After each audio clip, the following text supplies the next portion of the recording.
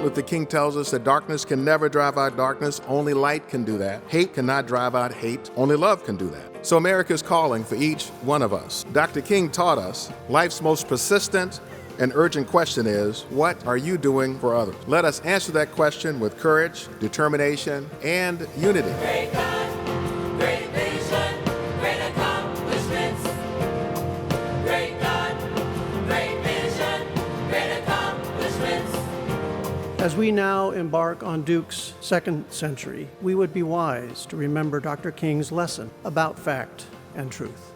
We can acknowledge the fact that through the courageous and dedicated efforts of many people who came before us, we have made progress. However, we should also accept the truth that there is still more work to be done to ensure that our campus community provides an inclusive, equitable, engaging, healthy, and vibrant experience for everyone. Great God, great vision, great accomplishments. Great God, great vision, great accomplishments. This is a new day. We have a responsibility to always come together as a community.